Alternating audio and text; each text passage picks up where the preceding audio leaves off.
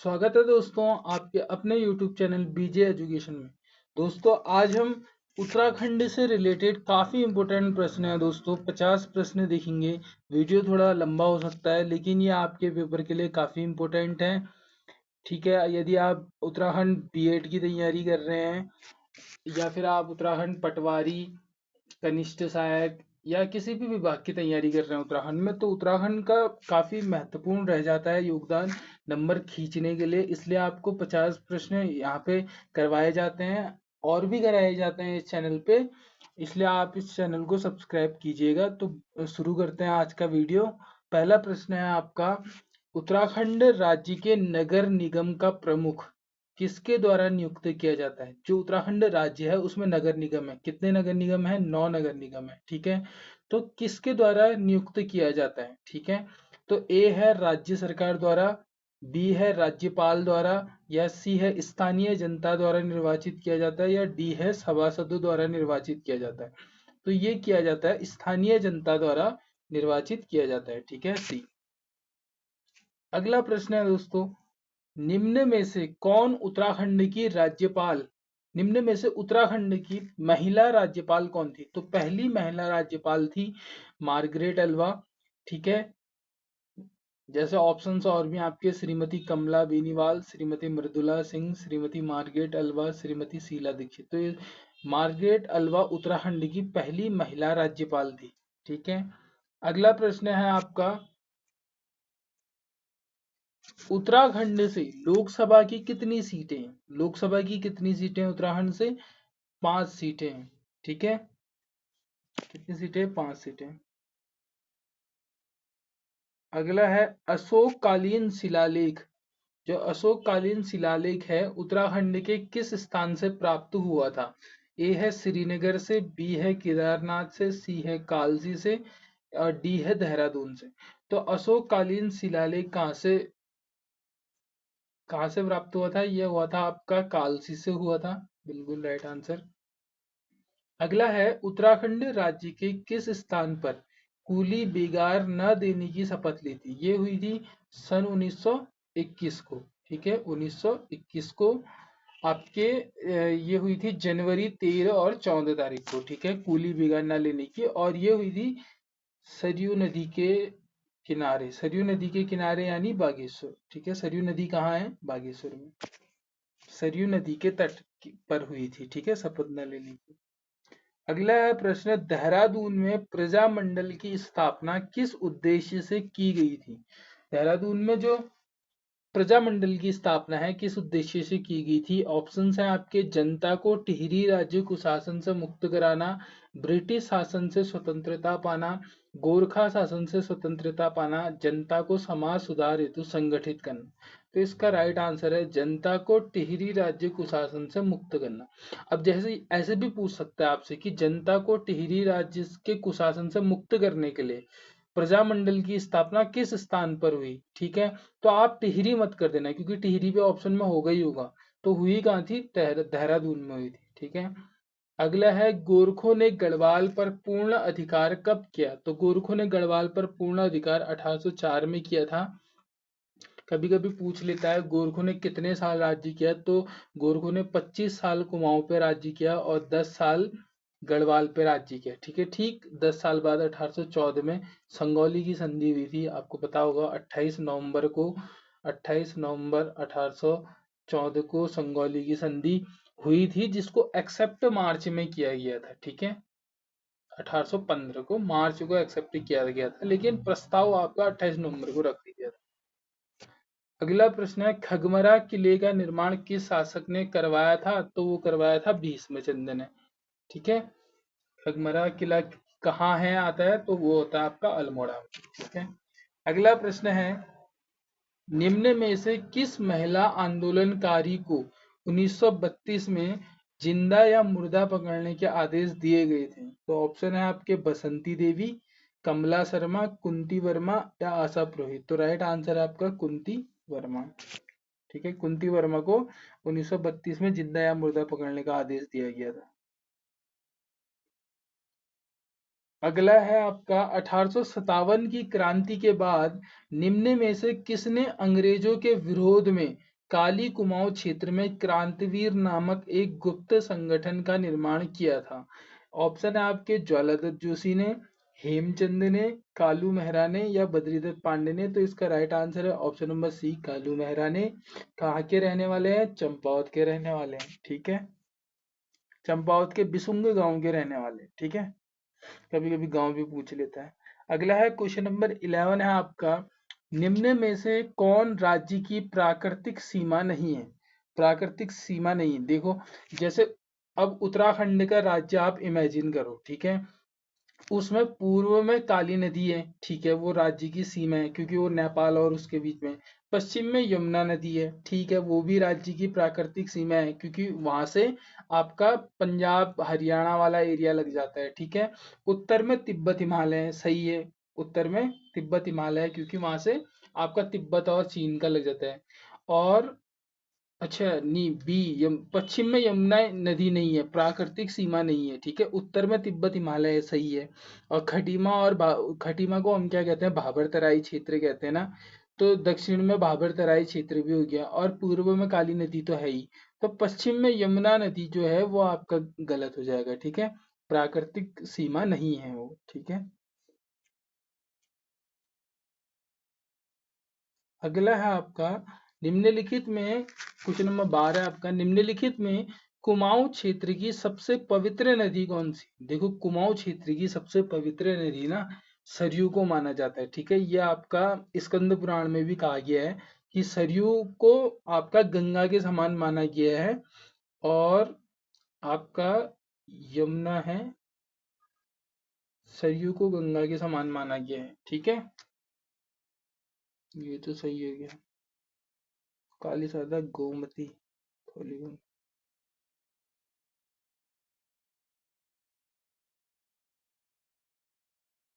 हाँ चलो, यही है, कुमाऊं क्षेत्र का सबसे पवित्र नदी सरयू नदी हो गई। और इसकी कभी कभी आपको लंबाई पूछ लेता है। ठीक है, सरयू नदी की लंबाई तो ये है आपकी 146 किलोमीटर। ठीक है, कितनी है?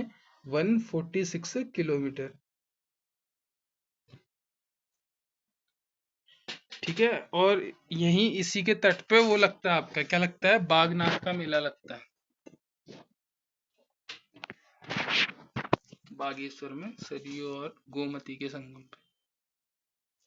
अगला प्रश्न है आपका, क्वेश्चन नंबर 13 है आपका, कुमाऊं क्षेत्र का सबसे गहरा ताल नौकुचिया ताल उत्तराखंड के किस जिले में स्थित है? तो ताल में तो आपको बस दो तीन में कंफ्यूजन होगा, जैसे उत्तराखंड की बात कर रहे हैं, कुमाऊं क्षेत्र की बात कर रहे हैं, तो चमोली तो आपका हट गया, बाकी बचा आपका अल्मोड़ा और नैनीताल। ठीक है, अल्मोड़ा ऑप्शन में नहीं है। पौड़ी पौड़ी हट गया, उत्तरकाशी हट गया, बागेश्वर और नैनीताल में से हो जाएगा। तो अधिकतर चांस कहाँ होते हैं? नैनीताल में होते हैं। बागेश्वर में भी होते हैं, एक दो ताल हैं शायद, लेकिन नौकुचिया ताल जिसकी गहराई है आपकी 39 मीटर, कहीं कहीं 40 मीटर भी दिया गया है, लेकिन 40 मीटर जो आपकी है वो है सहस्त्र ताल की। ठीक है, जो उत्तराखंड का सबसे गहरा ताल है। ठीक है, तो ये एक कम माना जाएगा, दोनों बराबर हो जाएंगे तो फिर दोनों हो जाएंगे ना उत्तराखंड के। तो उत्तराखंड का सबसे गहरा ताल सहस्त्र ताल, कुमाऊं क्षेत्र का सबसे गहरा ताल नौकुचिया ताल। अगला प्रश्न है, क्वेश्चन नंबर 14 है, अलकनंदा और किस नदी का संगम नंदप्रयाग में होता है? अलकनंदा और किस नदी का? तो नंदाकिनी का होना चाहिए ना, नंद प्रयाग है आपका, तो नंदाकिनी होनी चाहिए। ऑप्शन में आपकी है ही नहीं नंदाकिनी, भागीरथी का नहीं हो सकता। ठीक है, अलकनंदा भागीरथी तो देवप्रयाग में मिलते हैं, अलकनंदा मंदाकिनी आपका रुद्रप्रयाग में मिलते हैं। ठीक है, तो आपका अलकनंदा और नंदाकिनी नंद प्रयाग में मिलने चाहिए, इसलिए ऑप्शन नंबर डी इनमें से कोई नहीं सही हो गया। अगला है, निम्न में से उत्तराखंड राज्य का सबसे बड़ा ग्लेशियर कौन सा है? तो उत्तराखंड राज्य का सबसे बड़ा ग्लेशियर गंगोत्री ग्लेशियर है। ठीक है, जिसकी लंबाई 30 किलोमीटर है। ठीक है, जिसकी लंबाई 30 किलोमीटर है और चौड़ाई 2 किलोमीटर है। ठीक है, ये आपका कहाँ है? उत्तरकाशी में है। ठीक है, कहाँ है? उत्तरकाशी में स्थित है। अगला है आपका श्यामला ताल उत्तराखंड के किस शहर में स्थित है। ठीक है, तो इसमें बच्चे ये कंफ्यूज कर देते हैं कि यार चंपावत में भी ताल है क्या करके। तो आपको ये ध्यान में रखना है कि जो आपका टनकपुर एरिया है वो भी कहाँ आता है, वो भी आपका आता है चंपावत डिस्ट्रिक्ट के अंदर। ठीक है, तो आपका श्यामला ताल हो गया, झिलमिल ताल हो गया, नारायण आश्रम हो गया, आपका विवेकानंद आश्रम हो गया, मायावती आश्रम हो गया, ये सब आपके चंपावत डिस्ट्रिक्ट में आते हैं। ठीक है, तो चंपावत आपका राइट आंसर हो जाएगा। अगला प्रश्न है, चिपको आंदोलन सर्वप्रथम उत्तराखंड के किस जिले में शुरू हुआ। तो वो हुआ था चमोली में, और गांव का नाम था आपका रैणी गांव। ठीक है, रैणी गांव। ये चमोली मतलब आपको 90% बच्चों को पता होगा कि चमोली से शुरू हुआ था, तो आपको आगे और डीप पहुंचते जाना है। ठीक है, तो रैणी गांव में। जिम कॉर्बेट पार्क उत्तराखंड के किस जिले में स्थित है। जिम कॉर्बेट पार्क उत्तराखंड के किस जिले में स्थित है। तो इसका राइट आंसर हो जाएगा आपका ए नैनीताल में, बी पौड़ी में। ठीक है, तो आपका टोटल कितनी होती है, 520 किलोमीटर स्क्वायर है समथिंग। समथिंग आपकी कॉर्बेट का एरिया क्या है आपका 520 समथिंग है। 300 कुछ आपका है पौड़ी में, बाकी बचा आपका कितना है 220 मान लो, या जितना भी है, एग्जैक्ट तो नहीं पता, लेकिन पता होना चाहिए। ठीक है, सिलेक्शन चाहिए तो पता होना चाहिए। तो ये क्या बोलते हैं आपका, ज्यादा एरिया पौड़ी में, कम एरिया नैनीताल में। लेकिन कभी कभी जब एक ही ऑप्शन आता है फिर भी आपको नैनीताल टिक करना पड़ता है, क्योंकि जिम कॉर्बेट का जो ओपनिंग है, जो ओपनिंग आपका द्वार कह लो, दरवाजा, जो ओपनिंग गेट है वो नैनीताल में है। नैनीताल के कहाँ है, ढिकाला में है। ठीक है, नैनीताल के ढिकाला में है। ठीक है, तो ये पूछा जाता है, तो इसका राइट आंसर ए और बी दोनों हो गया। अगला है, नैनीताल के काला ढूंगी व रामगढ़ क्षेत्र में सर्वाधिक मात्रा में क्या पाया जाता है। तो नैनीताल लोहा के लिए हमेशा फेमस है, क्योंकि लोहा वहाँ बहुत ज्यादा होता है, तो लोहा हो गया आपका सही। ठीक है, और रामगढ़ में फल भी पाए जाते हैं। ठीक, फलों के लिए भी रामगढ़ बहुत प्रसिद्ध जगह है।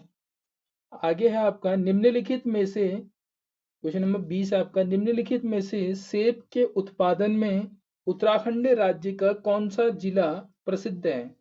तो सेब आपका सबसे ज्यादा कहाँ पाया जाता है, सबसे ज्यादा आपका पाया जाता है उत्तरकाशी में। उत्तरकाशी की भी एक जगह है, उसका नाम है हरसिल। क्या है, हरसिल। यहाँ आपका सेब का सर्वाधिक उत्पादन किया जाता है उत्तराखंड में। ठीक है, उत्तराखंड में सिर्फ 2 डिस्ट्रिक्ट छोड़ के सारे डिस्ट्रिक्टों में सेब होता है। ठीक है, एक हो गया आपका हरिद्वार, और एक हो गया आपका उधम सिंह नगर। ठीक है, इन दोनों डिस्ट्रिक्ट में आपका क्या बोलते हैं, सेब का उत्पादन नहीं होता। बाकी सब डिस्ट्रिक्टों में कुछ मात्रा में होता है, लेकिन सबसे ज्यादा मात्रा में आपका उत्तरकाशी में होता है। ठीक है, अगला है, उत्तराखंड में सर्वाधिक क्षेत्रफल पर खेती की जाने वाली कौन सी 2 फसलें हैं। तो वो हो गई आपकी गेहूं और चावल। गेहूं सर्वाधिक उगाया जाता है आपका देहरादून में, और चावल सर्वाधिक उगाया जाता है आपका उधम सिंह नगर में। ठीक है, अगला प्रश्न है आपका, निम्नलिखित में से उत्तराखंड का कौन सा जिला चाय के उत्पादन के लिए प्रसिद्ध है। तो आपने भवाली सुना होगा। ठीक है, भवाली में गाड़ी रोक लो और चाय पी लो। ठीक है, सुना है ना आपने। ठीक है, तो आपका भवाली, भवाली कहाँ है आपका, नैनीताल डिस्ट्रिक्ट में। कहाँ है, नैनीताल डिस्ट्रिक्ट में। तो कौन सा जिला चाय के लिए, चाय के उत्पादन के लिए प्रसिद्ध है। तो आपका नैनीताल हो गया। और भवाली में आपका वो भी है, अंग्रेजों के जमाने का स्टेशन, बस स्टेशन। ठीक है, कभी कभी पूछ लेता है, बस स्टेशन तो सब जगह है, लेकिन अंग्रेजों के जमाने का एकमात्र जो बस स्टेशन है वो आपका भवाली में है। और वहाँ विधि अकादमी भी है। ठीक है, जो कानून की अकादमी है वो भी है, जिसकी स्थापना आपकी समथिंग 2011 है या 13 में हुई थी। ठीक है, अगला प्रश्न है, क्वेश्चन नंबर 23 है, डेयरी शोध एवं विकास संस्थान उत्तराखंड के किस शहर में स्थित है। डेयरी शोध, तो ये भी आपका नैनीताल में है। नैनीताल में दुग्ध उत्पादन भी बहुत होता है, तो आपका डेयरी शोध, डेयरी का जो शोध वहां पे होगी, आपकी रिसर्च होगी, वो आपकी नैनीताल में है। ठीक है। अगला है क्वेश्चन नंबर 24 है, उत्तराखंड के हिल स्टेशन को पहाड़ों की रानी के नाम से जाना जाता है। पहाड़ों की रानी आपने सुना होगा, मसूरी को कहा जाता है पहाड़ों की रानी। ठीक है। पहाड़ों का राजा शायद रानीखेत को कहा जाता है, क्रॉस चेक कर लेना। मैं लेकिन 90% श्योर हूँ कि पहाड़ों का राजा रानीखेत है और रानी मसूरी है। ठीक है। अगला है, बद्रीनाथ धाम उत्तराखंड राज्य के किस जिले में स्थित है? तो बद्रीनाथ धाम आपको पता है चमोली जिले में स्थित है। ठीक है। ठीक हो गया आपका। एक आपका बद्रीनाथ पर्वत भी है। ठीक है। तो बद्रीनाथ पर्वत है, उसके आपकी ऊंचाई पूछ लेता है कभी कभी, तो उसकी है 7,140, 7,140 मीटर। यह है आपकी बद्रीनाथ, बद्रीनाथ पर्वत की। पर्वत तो पता होंगे ना आपको, जो उत्तराखंड के पर्वत हैं आपके, नंदा देवी पश्चिमी, कामेट, नंदा देवी पूर्वी, माणा, बद्रीनाथ, चौखंबा, त्रिशूल, पंचाचूली। तो इनकी भी ट्रिक्स आपको चैनल में मिल जाएगी। ठीक है। अगला प्रश्न देखते हैं, मेघदूत काव्य में निम्न में से किसका वर्णन किया गया है? तो वो किया गया है आपका कनखल का वर्णन किया गया है। कनखल आपका किस डिस्ट्रिक्ट में पड़ता है? तो वो पड़ता है आपका हरिद्वार डिस्ट्रिक्ट में पड़ता है। ठीक है। कनखल में आपकी वो भी है, हजरत अली दरगाह है। हाँ, हजरत अली दरगाह भी आपकी कनखल हरिद्वार में है। ठीक है। अगला प्रश्न है आपका, विसु मेला। बहुत बार पूछा गया है, बहुत बार। विसु मेला उत्तराखंड के किस शहर में आयोजित किया जाता है? आपका शायद बीएड का पेपर 31 है या 30 को होने वाला है, केयू का, कुमाऊं यूनिवर्सिटी का, तो उसमें उत्तराखंड पूछी जाएगी, तो उसके लिए ये काफी इंपॉर्टेंट है। ठीक है। विसु मेला उत्तराखंड के किस शहर में आयोजित किया जाता है? तो वो किया जाता है आपका जौनसार भावर क्षेत्र, जौनसार भावर क्षेत्र। ठीक है। अगला है, पद्मश्री बसंती बिष्ट, बसंती बिष्ट यानी जागर गायिका है ये। रंगमंच उपरोक्त में से हट गया, शास्त्रीय संगीत जागर गायिका। ठीक है, जागर गायिका। अगला प्रश्न है आपका 29वां प्रश्न है, वर्ष 2011 की जनगणना के अनुसार उत्तराखंड में देश की आबादी का कितना प्रतिशत निवास करती है? तो मात्र 0.83% ही निवास करती है। ठीक है। अगला प्रश्न है, निम्नलिखित में से जौनसारी संगीत के जनक कौन है? तो जौनसारी संगीत के जनक है आपके नंदलाल भारती। ठीक है। अगला प्रश्न है, निम्नलिखित में से कौन सा स्थान राष्ट्रीय राजमार्ग संख्या 109 पर स्थित नहीं है? 109 पर स्थित नहीं है, तो आपका श्रीनगर नहीं है। ठीक है। आपका रुद्रप्रयाग, गुप्तकाशी और सोनप्रयाग आपका 109 पर स्थित है। श्रीनगर आपका हो गया पौड़ी डिस्ट्रिक्ट में पड़ता है, ये आपका पौड़ी गढ़वाल में। ठीक है। अगला है आपका, निम्नलिखित में से कौन एक उत्तराखंड में रेल यातायात का अंतिम बिंदु नहीं है? अंतिम बिंदु नहीं है, देखो काठगोदाम है। ठीक है। काठगोदाम तो अंतिम बिंदु है, अंतिम बिंदु नहीं है। लक्सर अंतिम बिंदु नहीं है। ठीक है। क्योंकि नैनीताल के बाद, काठगोदाम के बाद कहीं जाती नहीं है ट्रेन। ठीक है। कोटद्वार के बाद भी कहीं नहीं जाती, देहरादून के बाद भी नहीं जाती होगी भी, तभी लक्सर राइट आंसर होगा। ठीक है। तो इसका आपका लक्सर राइट आंसर हो गया। अगला प्रश्न है आपका, नैनी सैनी हवाई पट्टी उत्तराखंड के किस जनपद में है? तो ये पिथौरागढ़ में हो गया आपका। कितने हवाई पट्टी है? एक आपका नैनी सैनी हो गई। ठीक है, नैनी सैनी हो गई, ये हो गया आपका पिथौरागढ़ में। उसके बाद आपका यहाँ आता है फूलबाग आता है। ठीक है, फूलबाग हवाई अड्डा। तो ये कहाँ है आपका, ये है आपका पंतनगर में, पंतनगर में। ठीक है, उसके बाद आता है चिन्याली सौड़, आता है चिन्याली, चिन्याली सौड़। ये कहाँ आता है, ये कहाँ है आपका उत्तरकाशी में। ठीक है, उसके बाद आपका आता है गौचर हवाई अड्डा, गौचर हवाई अड्डा।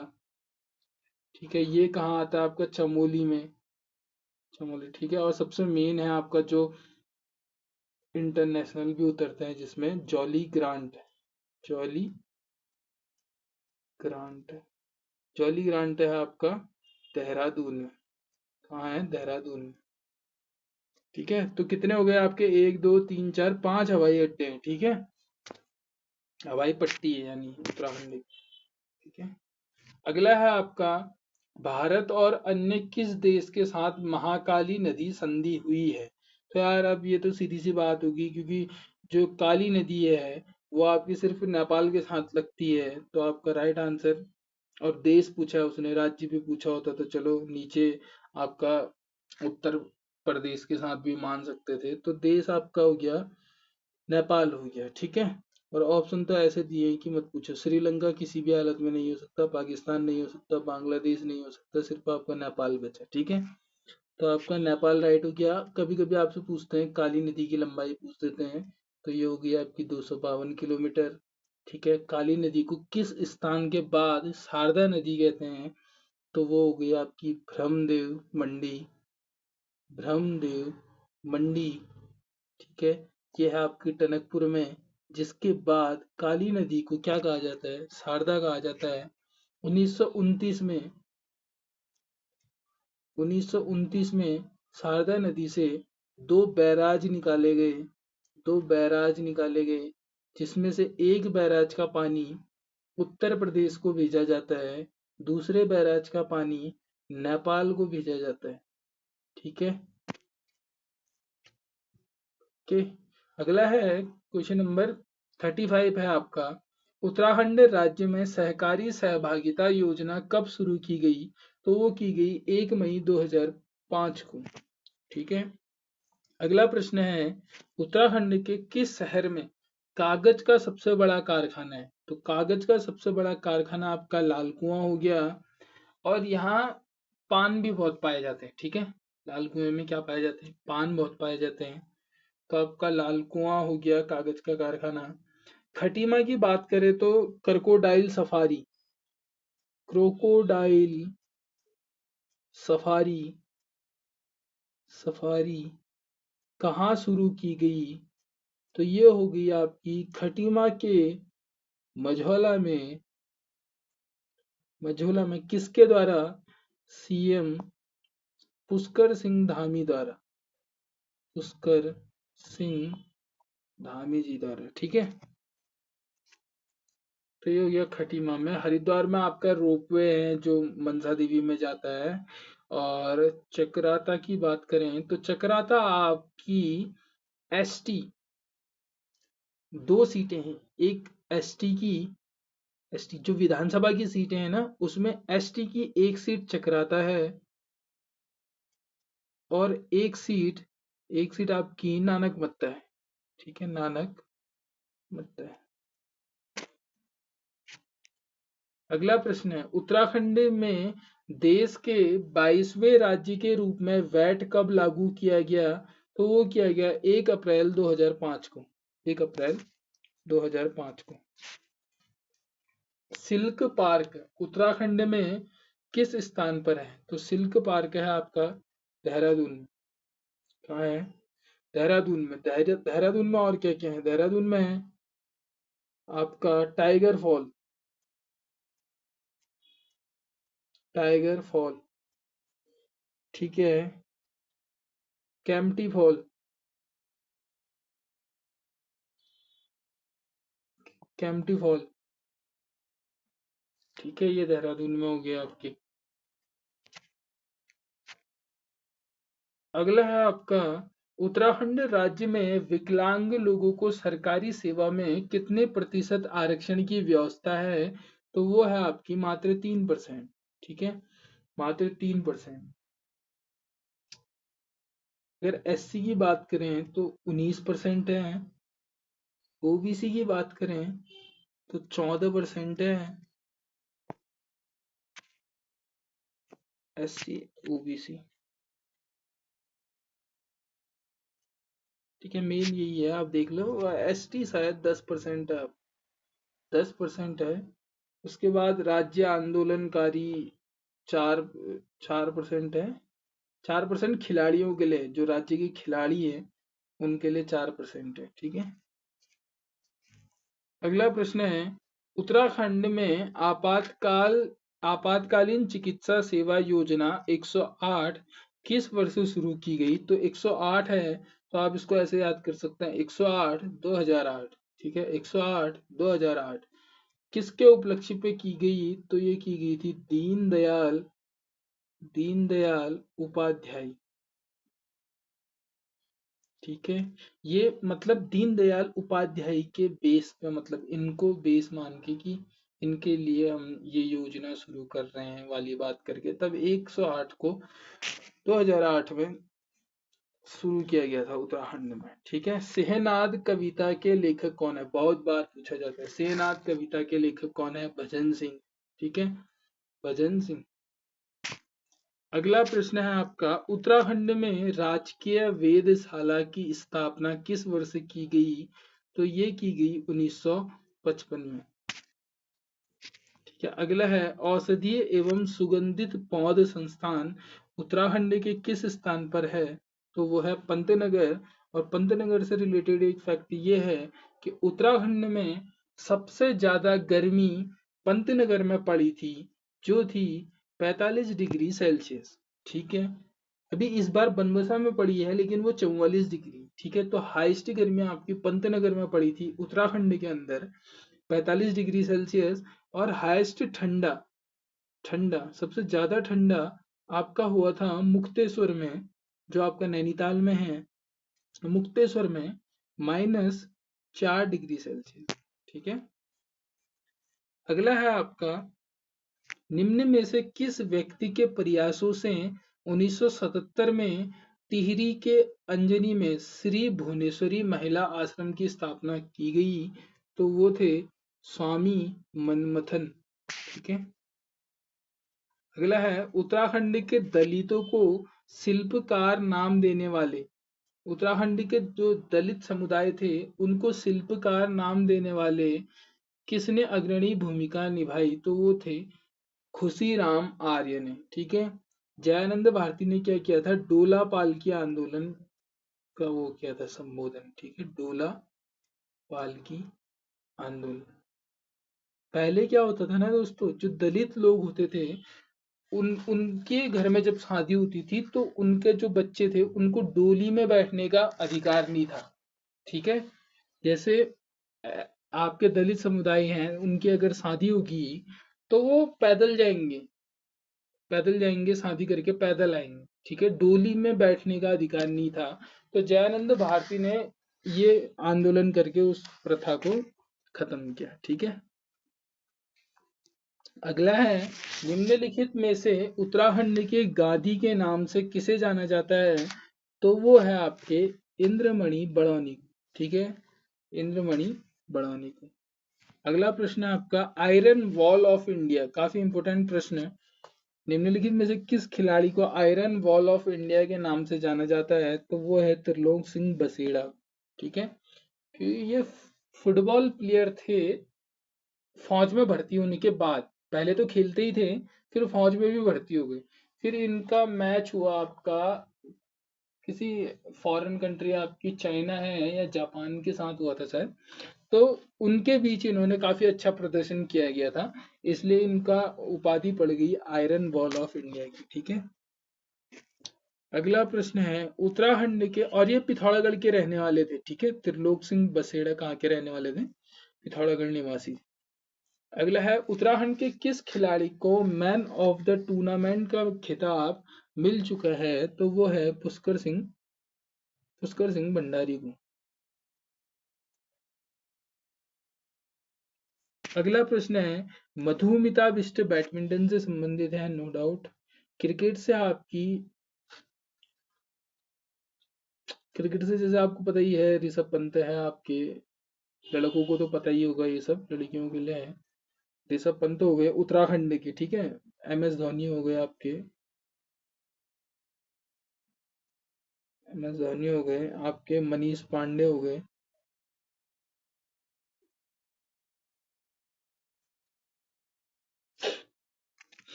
ठीक हो गया। चलो अगला है आपका, और लास्ट प्रश्न है, उत्तराखंड के उत्तरकाशी में नेहरू पर्वतारोहण संस्थान की स्थापना की गई, तो ये की गई 1965 में, ठीक है, 1965। दोस्तों अगर चैनल में पहली बार आए हो तो प्लीज चैनल को सब्सक्राइब, वीडियो आपके लिए थोड़ा भी इंफॉर्मेटिव रहा तो अपने दोस्तों को शेयर कीजिए। आशा करते हैं आने वाले पेपर आपके लिए काफी अच्छे रहेंगे। मिलते हैं अगले वीडियो में, ऐसे ही इंफॉर्मेटिव वीडियो लेके आएंगे। तब तक के लिए धन्यवाद।